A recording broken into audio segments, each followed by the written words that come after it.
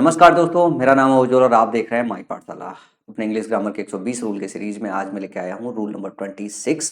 Rule number 26 भी preposition के chapter से है। आज हम कुछ पेयर ऑफ प्रीपोजिशंस पढ़ेंगे जिसमें थोड़े से डाउट होते हैं और जिसमें एग्जाम में अच्छे क्वेश्चंस बनाए जाते हैं।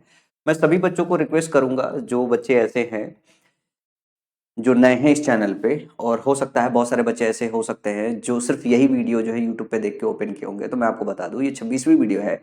प्लेलिस्ट में 25 वीडियो ऑलरेडी डल गई है, तो फटाफट प्लेलिस्ट में जाके वो सारी की सारी वीडियोस देख लीजिएगा। आप इस वीडियो को डायरेक्टली देख सकते हैं क्योंकि मैं बहुत इंपॉर्टेंट और कट टू कट जो है रूल्स डिस्कस कर रहा हूँ जिसपे एग्जाम में डायरेक्ट क्वेश्चन आते हैं। आज जो हम डिस्कशन करने वाले हैं उन पे बने हुए प्रीवियस ईयर के कुछ क्वेश्चन हैं। इसमें खूब ढेर सारे भर भर के क्वेश्चन हैं। अगर आप वीडियो देखने से पहले इन क्वेश्चन को गो थ्रू करना चाहोगे तो आप इसको पॉज करके एक बार रीड कर लो और फिर चलो पढ़ाई करते हैं। पॉज करके इसे रीड कर लेना सारे के सारे लोग, ताकि आपको एक अंडरस्टैंडिंग मिल जाए कि किस तरीके के एग्जाम में क्वेश्चन बने हैं और क्यों आज हम चर्चा कर रहे हैं इनकी। देखो, कुछ ये 3-4 प्रीपोजिशन है, जैसे बिटवीन और एमंग को लेके कई सारे क्वेश्चन बनते हैं, बहुत आसानी से समझ में आ जाएगा। किसी ने एक बार भी पढ़ रखा है तो उसे बिटवीन और एमंग का यूज आता होगा। और जो बच्चा ऐसा है, जो हिंदी भाषी बच्चा है, जो बिल्कुल फ्रेशर है, उसके लिए आज मैं सिखा दूंगा, वो सीख जाएगा। इसी तरीके से बिसाइड और बिसाइड्स आप बार बार भूल जाते हो, तो आज मैं इस पे बने हुए कई सारे क्वेश्चन हैं जिनको लेके चर्चा करेंगे अपन। फॉर और सिंस की अगर बात करें तो एक लेक्चर और अपन ने लिया था जिसमें फॉर पीरियड ऑफ टाइम को जो है मेंशन करता है और सिंस जो है पॉइंट ऑफ टाइम को मेंशन करता है। इसकी चर्चा ऑलरेडी हम लोग कर चुके हैं। आज एक दूसरा एंगल है जो हम चर्चे में डालेंगे। उसके अलावा एक क्रॉस और थ्रू का डिस्कशन करने वाले हैं। इनके बीच में कंफ्यूजन कम होता है, लेकिन कुछ फिक्स फ्रेजेज है, जैसे केम अक्रॉस एक फ्रेज है जिससे मतलब एग्जाम में पिछले 10-12 बार क्वेश्चन बन चुके हैं, ठीक है ना। एक और फ्रेज आता है कोप अप विथ करके, ठीक है ना। कोप अप जो है ये फ्रेज आता है, इससे रिलेटेड एग्जाम में क्वेश्चन आते हैं। और बिटवीन अपने साथ जो है कोरिलेटिव एंड लेता है, इससे रिलेटेड बहुत एग्जाम में क्वेश्चन आते हैं। तो इन सारी चीज़ों को आज की क्लास में हम डिस्कस करेंगे वन बाय वन। तो सबसे पहले चर्चा करेंगे बिटवीन और अमंग की जो है। तो बिटवीन और अमंग को लेकर अगर मैं बात करें तो ये कुछ क्वेश्चन है, 7-8 क्वेश्चन, जिनके माध्यम से मैं बिटवीन और अमंग को आपको समझाऊंगा। सबसे पहले आप ये समझो कि बहुत आसान भी है, जो बिटवीन होता है ना, B/W जब लिखूं तो इसको बिटवीन पढ़िएगा। बिटवीन 2 लोगों के लिए इस्तेमाल होता है और अमंग 2 से ज्यादा लोगों के लिए इस्तेमाल होता है। अमंग 2 से ज्यादा लोगों के लिए इस्तेमाल होता है। बस ये बेसिक फंडा आप याद रखोगे, एग्जाम में बिल्कुल परेशानी नहीं होगी। ज्यादा डिटेल में पढ़ना है तो आप इंग्लिश ग्रामर की मेरी किताब जो है ऑर्डर कर लो, उसमें थोड़ा और डिटेल मैंने बिटवीन और अमंग के बीच में बताया है। लेकिन अगर आप एग्जाम के नजरिए से देखोगे, बस इतनी इंफॉर्मेशन रखोगे आप, स्पेशली हिंदी भाषी बच्चे इतनी इंफॉर्मेशन रखेंगे तो एक भी सवाल गलत नहीं होगा। इससे ज्यादा इंफॉर्मेशन जब आप रखने जाओगे ना तो आप कंफ्यूज हो जाओगे। तो मैं सिर्फ उतनी इंफॉर्मेशन आपको दे रहा हूँ जिससे आपका एसएससी का एग्जाम क्लियर हो जाएगा। तो इतनी इंफॉर्मेशन रखो, बिटवीन 2 के लिए इस्तेमाल होता है, अमंग 2 से ज्यादा के लिए इस्तेमाल होता है। बिटवीन अपने साथ कोरिलेटिव एंड लेता है। बिटवीन अपने साथ कोरिलेटिव एंड लेता है। एग्जाम में बिटवीन के साथ टू लगा के दिया रहेगा, जैसे हम कई बार लिखते हैं ना, बिटवीन 7 AM टू 9 AM। तो ये बिटवीन के साथ टू नहीं लगाते, जबकि रिदम के साथ 2 फिट दिखाई देता है। इसके साथ जो लगाते हैं कुछ इस तरीके से लिखते हैं, between 7 AM and 9 AM। 9 AM 7 और 9 बजे के बीच की जब बात करते हो तो बिटवीन और एंड का इस्तेमाल करते हैं। बिटवीन अपने साथ टू नहीं लेता है, बिटवीन अपने साथ एंड लेता है। और बिटवीन और एंड के साथ जब इस्तेमाल करते हो तो जो प्रोनाउन इस्तेमाल होता है, वो ऑब्जेक्टिव केस का होता है। ऑब्जेक्टिव केस का होता है। बस ये छोटी सी बातें याद रखिए, सारे के सारे क्वेश्चन आपके लग जाएंगे। तो चलो क्वेश्चन करते हैं। जैसे लिखा है, लॉट ऑफ कोऑपरेशन नीडेड, बहुत सारा कोऑपरेशन चाहिए। The different state to combat naxalism and terrorism, मतलब जो डिफरेंट स्टेट्स हैं विभिन्न राज्यों के बीच में। तो जब विभिन्न राज्य की बात करेंगे, देखो डिफरेंट स्टेट्स लिखा है। स्टेट्स अगर 2 स्टेट हो तो भी हम स्टेट्स लिखते हैं, लेकिन यहाँ पे मीनिंग आपको समझ में आ रही है। डिफरेंट स्टेट्स का मतलब ये हो गया कि 2 से ज्यादा राज्यों की बात कर रहे हैं, या तो हम हमारे जिस भी कंट्री की बात कर रहे हैं उसमें जितने भी स्टेट्स हैं उन सब के बीच में जो है कोऑपरेशन की बात कर रहे हैं। तो यहाँ पे ये 2 से ज्यादा का रेफरेंस लेंगे, 2 से ज्यादा का रेफरेंस लेंगे। तो आप बताओ, यहाँ अमंग आएगा, बिटवीन आएगा, तो आप कहोगे सर यहाँ पे तो अमंग आएगा, तब ये क्वेश्चन जाके करेक्ट हो जाएगा। इसी तरीके से बात करूं, आर्म्स वर डिस्ट्रीब्यूटेड बिटवीन या अमंग द बेगर्स। अब बेगर्स भिखारियों की बात कर रहे हैं इन जनरल, तो बेगर्स हम प्लूरल सेंस में देख रहे हैं, तो सभी भिखारियों की बात कर रहे हैं। तो यहाँ पे हम किसका इस्तेमाल करेंगे? अमंग का इस्तेमाल करेंगे, क्योंकि यहाँ पे 2 से अधिक की चर्चा हो रही है। The world cup final will be played between या फिर अमंग इंडिया एंड न्यूजीलैंड। अगर 2 लोगों की बात कर रहे हैं तो हम बिटवीन का इस्तेमाल करेंगे, ना कि अमंग का इस्तेमाल करेंगे। इसी तरह बात करूं कि मेरा जो घर है, my house lies half way जो है बिटवीन या अमंग कानपुर एंड झांसी, तो यहाँ पे बिटवीन का इस्तेमाल होगा क्योंकि दो, कानपुर और झांसी की बात कर रहे हैं, दो के बीच की बात कर रहे हैं, तो जब भी दो की चर्चा होगी बिटवीन का इस्तेमाल करेंगे, दो से चार की चर्चा होगी तो हम अमंग का इस्तेमाल करेंगे। The meeting will be held, जो मीटिंग होगी वो हेल्ड होगी जो है बिटवीन 11 AM टू 2 PM। ये क्वेश्चन बहुत आता है, तो 11 AM टू 2 PM नहीं होता है, 11 AM बिटवीन के साथ एंड का इस्तेमाल होता है, फ्रॉम के साथ टू का इस्तेमाल होता है, ये याद रखिएगा, ठीक है ना। फ्रॉम 7 AM टू 9 PM आप लिखते हो, बिटवीन के साथ एंड का इस्तेमाल करते हो, फ्रॉम के साथ टू का इस्तेमाल करते हो। There is English class between 2 PM to 3 PM, 2 PM and 3 PM होगा जो है, तो ध्यान रखिए फ्रॉम के साथ टू का इस्तेमाल करते हो, बिटवीन के साथ एंड का इस्तेमाल करते हो। अगला है there is no enmity between him and she या हर। अगर मैं बात करूं बिटवीन और एंड का इस्तेमाल किया है, तो यहाँ तो हमने हिम लिया है, ये ऑब्जेक्टिव केस का प्रोनाउन है।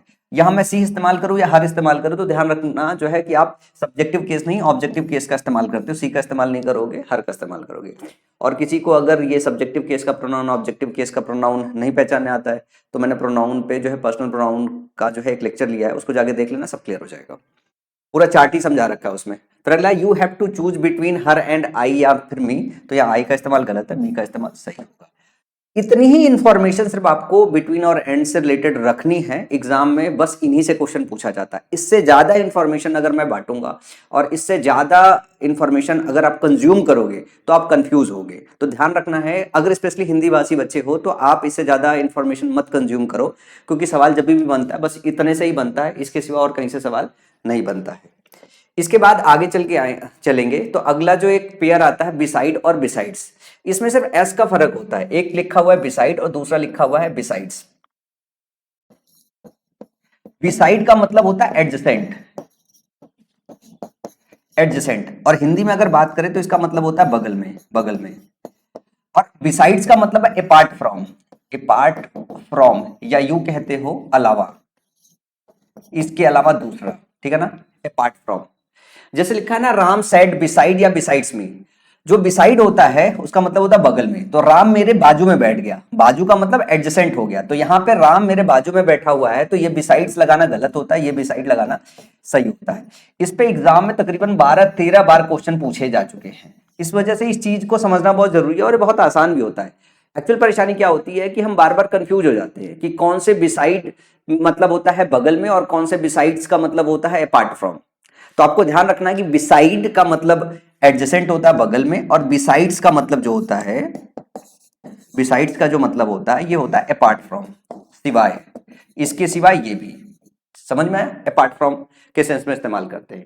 जैसे लिखा हुआ है बिसाइड या फिर besides her children, her nephew and nieces were also present at the ceremony, ceremony के समय पे जो है बोला जा रहा है कि उसके बच्चों के अलावा, तो जब के अलावा का सेंस आए, के अलावा का सेंस आए, तो आप बिसाइड्स का इस्तेमाल करते हो, बिसाइड का इस्तेमाल नहीं करते हो। तो besides her children, her nephew and niece were also present at the ceremony.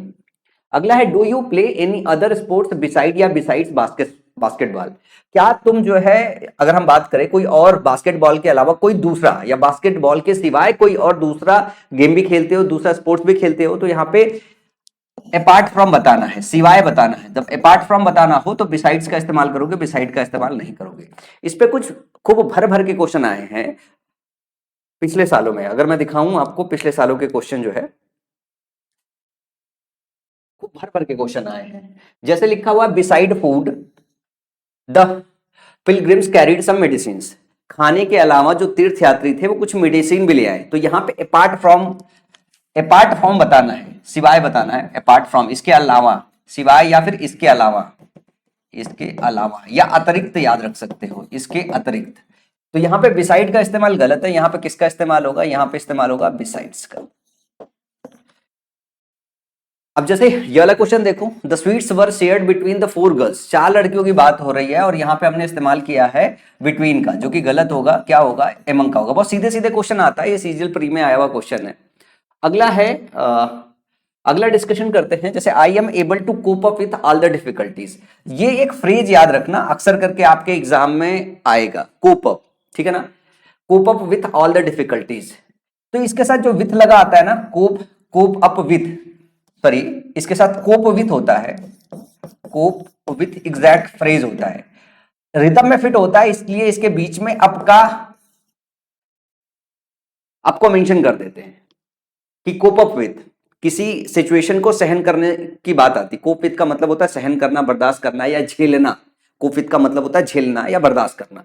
तो कोप अप विथ जब लिख के आ जाता है तो वो रिदम में सही सही सुनाई देता है और हमें समझ में नहीं आता है। तो ध्यान रखना कि कोप विथ के बीच में अप नहीं डालते हैं। तो I am able to cope with all the difficulties, ये अप लगाना बीच में गलत है। जरा देखिए कितनी बार आया है, ये सीजीएल प्री में क्वेश्चन आया था, दोबारा फिर से आया, he will not be able to cope up with the pressure of work, फिर ये बीच में अप आ गया है।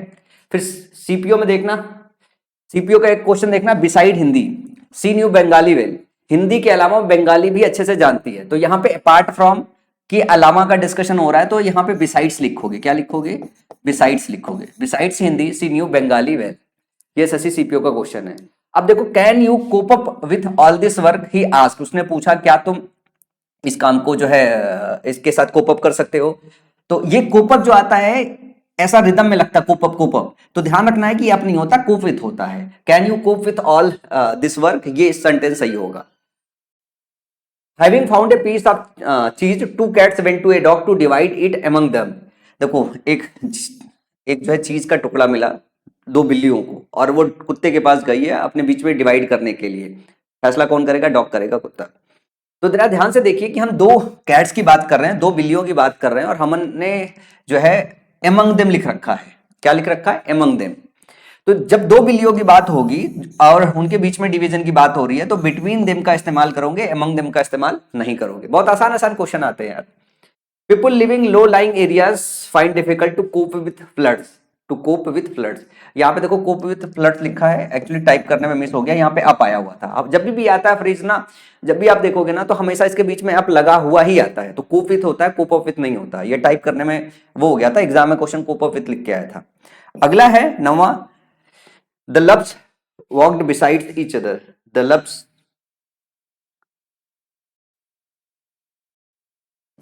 मुझे लगता है loved ones walked beside each other in silence. ये the loves की जगह the loved ones, मतलब ये है कि एक प्रेमी जोड़े की बात हो रही है कि एक प्रेमी जोड़ी जो है वो बिसाइड ईच अदर जो है साइलेंस में चल रहे थे, तो एक दूसरे के एडजेसेंट चल रहे थे। इस बिसाइड्स का मतलब होता है अपार्ट फ्रॉम, तो यहाँ पे बिसाइड्स का यूज गलत है, यहाँ पे क्या होगा, बिसाइड होगा। समझ में आया? ये बहुत प्यारे प्यारे से सवाल है यार, बहुत आसानी से लग भी जाते हैं। ही सेज, ही कैपिटल कर लेना, he says that he has done engineering besides an MBA, उसने इंजीनियरिंग भी कर रखी है एमबीए के अलावा। तो जब के अलावा का डिस्कशन हो तो बिसाइड्स का इस्तेमाल करते हैं, बिल्कुल सही है। He says that he has done engineering besides an MBA. Actually क्या है कि ये टाइपो एरर है, मतलब मैं जब टाइप कर रहा था तो बिसाइड्स लिख के आ गया। वैसे इस क्वेश्चन में नो एरर है अगर इस हिसाब से देखो जो लिखा हुआ है, लेकिन जो एग्जाम में आया था वो बिसाइड लिख के आया था। तो आपको क्या करना था, आपको बिसाइड्स करना था कि एमबीए के अलावा उसने इंजीनियरिंग भी कर रखी है। तो जब के अलावा का सेंस आए, जो है अपार्ट फ्रॉम का सेंस आए, किस चीज के सिवा उसने ये भी कर रखी, इस तरीके का सेंस आए, तो आप बिसाइड्स का इस्तेमाल करते हो। तो यहाँ पे सही क्या होगा, यहाँ पे बिसाइड सही होगा। और जो ऐसा क्वेश्चन लिख के आया वो अपने आप में नो एरर है। एग्जाम में क्वेश्चन जो आया था वो बिसाइड लिख के आया था। अगला क्वेश्चन है, the stock was divided among the two brothers. अब दो भाइयों की बात हो रही है तो एमंग का इस्तेमाल नहीं होगा, किसका इस्तेमाल होगा, बिटवीन का इस्तेमाल होगा। The girl besides you in high heels is my younger sister. अब बात की जो लड़की है जो तुम्हारे बाजू में है, तो एडजेसेंट की बात कर रहे हैं, तो बिसाइड्स नहीं लिखेंगे, क्या लिखेंगे, बिसाइड लिखेंगे। The girl beside you in high heels is my younger sister. तो दीज आर द क्वेश्चन जो पिछले सालों से इकट्ठा किया है मैंने। थोड़ा मेहनत भी लगता है इस तरीके का क्वेश्चन जो है आपको रूल वाइज इकट्ठा करने में, ठीक है ना, क्योंकि ये मिक्स तो रहता है, लेकिन इनको छांटना, फिल्टर करना कि ये पर्टिकुलर इस चीज पे बेस्ड एग्जाम में क्वेश्चन पूछे गए हैं। समझ में तो देखो तभी आता है कि जब आपको छोटे छोटे चीजें जो है वो निकाल के समझाया जाए कि यहाँ पे इस तरीके से एरर आता है। फिर जब मिसलेनियस आता है तो आपके दिमाग और जहन से वो थोड़ा सा ना निकल जाएगा। लेकिन जब आप वापस जो है इसको पढ़ के जाते हो और फिर जब एनालाइज करते हो कि क्यों एरर हुआ है, तो जब ये चीज देखते हो तो आपको याद होता है यार कि सर ने पढ़ाया, मैंने बुक में पढ़ा हुआ है। तो उस केस में क्या है, आपके लिए चीजें आसान होने लगती है। तो ये तो वो क्वेश्चन है जो मैंने प्रीवियस ईयर में लिए है। इसके अलावा अपन डिस्कस करने वाले हैं कुछ चीजें और छोटी छोटी सी, वो भी देख लेते हैं। जैसे अगर हम बात करें, सिंस क्या होता है, सिंस रीजन भी बताता है, सिंस कारण भी बताता है। सिंस क्या करता है, कारण भी बताता है, और एज भी कारण बताता है, बिकॉज भी कारण बताता है, सो भी कारण बताता है, देयरफॉर भी कारण बताता है, दैट्स वाई भी कारण बताता है। तो कई बार सेंटेंसेस कुछ इस तरीके से लिख के आएंगे, जरा तीनों सेंटेंसेस को ध्यान से देखिएगा। As everyone already know each other so there is no need for introduction. As everyone, जैसा कि सारे के सारे लोग एक दूसरे को जानते हैं, इसलिए कोई नीड नहीं है इंट्रोडक्शन की। अब जब हम सेंटेंस पढ़ते हैं तो हमें सेंटेंस लगता है एकदम परफेक्टली फाइन है, क्योंकि रिदम में, मीनिंग में, सब में ठीक ठीक समझ में आ रहा है। सिंस आई वॉज हंग्री, क्योंकि मैं भूखा था। सिंस यहाँ पे कारण बता रहा है, क्योंकि मैं भूखा था। दैट्स वाई, इसलिए। I wanted to eat something first, इसलिए मैं कुछ पहले खाना चाहता था। इसको जब भी पढ़ोगे रिदम आपको बहुत सही लगेगा।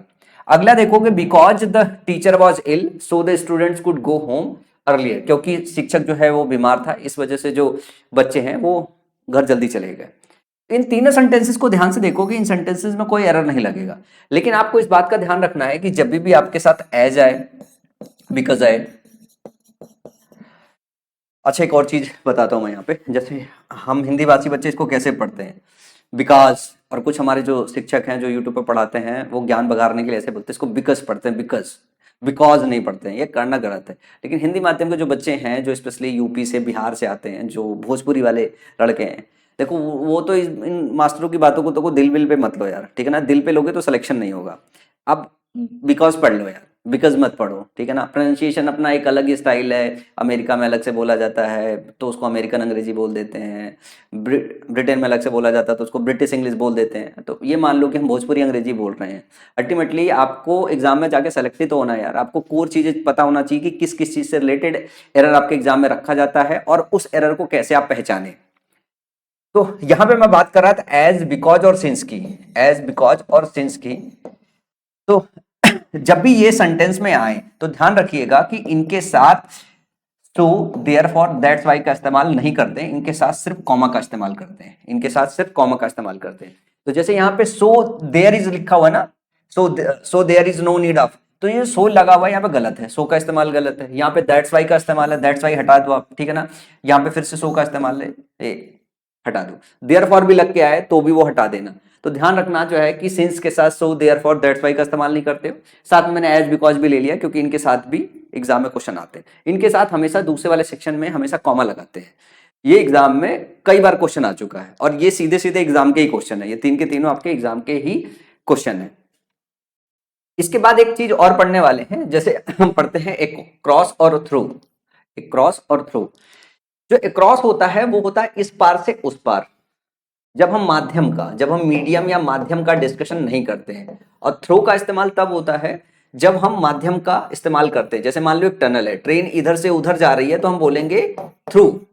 और मान लो कि अगर नदी के इस पार से उस पार जा रहे हो, तो ऊपर से जा रहे हो या तैर के जा रहे हो, तो वहां पे मीडियम की चर्चा नहीं करते हैं। जैसे सी स्वयं अक्रॉस या थ्रू द रिवर, तो यहाँ पे अक्रॉस का इस्तेमाल होगा, थ्रू का इस्तेमाल नहीं होगा। The message was conveyed to me by him through her. अब यहाँ पे वो जो मैसेज मेरे को कन्वे हो रही है, लेकिन यहाँ पे माध्यम है वो हर, इस वजह से हमने यहाँ पे थ्रू का इस्तेमाल किया है। द ट्रेन पास अक्रॉस या थ्रू द टनल, तो जब ट्रेन टनल से पास होती है तो एक माध्यम है ये टनल।